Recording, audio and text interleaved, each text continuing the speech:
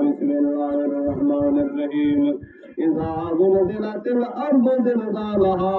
وأخرجت الأرض أثقالها وقال الإنسان ما لها يومئذ تحدث أخبارها بأن ربك أوحى لها يومئذ يصدر الناس أشتاتا ليروا أعمالهم فمن يعمل مثقال ذرة خيرا يره ومن يعمل مثقال ذرة شرا يره بسم الله الرحمن الرحيم والعاديات ضبحا فالموريات قدحا فالمغيرات صبحا فأثرن به نقعا فوسطن به جمعا إن الإنسان لربه لكنود وإنه على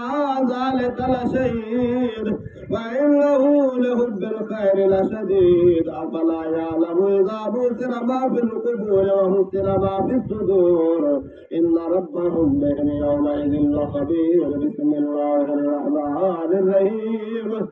القارية ما القارية وما أدراك ما القارية يوم يكون الناس كالفراش المبثوث وتكون الجبال كالعهن المنفوش فأما من ثقلت موازينه فهو في عيشة راضية وأما من خفت موازينه فأمه حاوية وما أدراك ما هي نار حامية بسم الله الرحمن الرحيم ألهاكم التكاثر حتى زرتم المقابر كلا سوف تعلمون ثم كلا سوف تعلمون كلا لو تعلمون علم اليقين لترون الجحيم ثم لترون عين اليقين ثم لتسألن يومئذ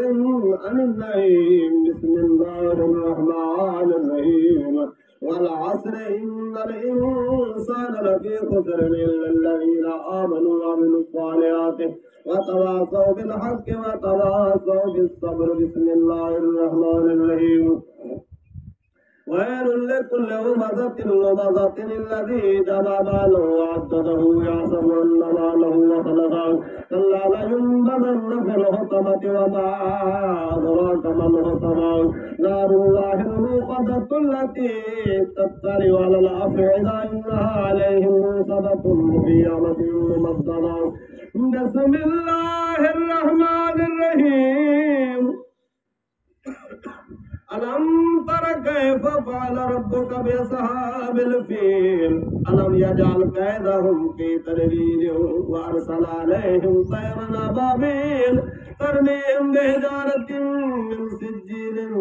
فجعلهم كعصف معقول بسم الله الرحمن الرحيم لإيلاف قريش إيلافهم رحلة الشتاء والصيف فليعبدوا رب هذا البيت الذي أطعمهم من جوع وآمنهم من خوف بسم الله الرحمن الرحيم أرأيت الذي يكذب بالدين فذلك الذي يدعو اليتيم ولا يحض على طعام المسكين فويل للمصلين الذين هم عن صلاتهم ساهون الذين هم يراءون ويمنعون الماعون بسم الله الرحمن الرحيم إنا أعطيناك الكوثر فصل لربك وانحر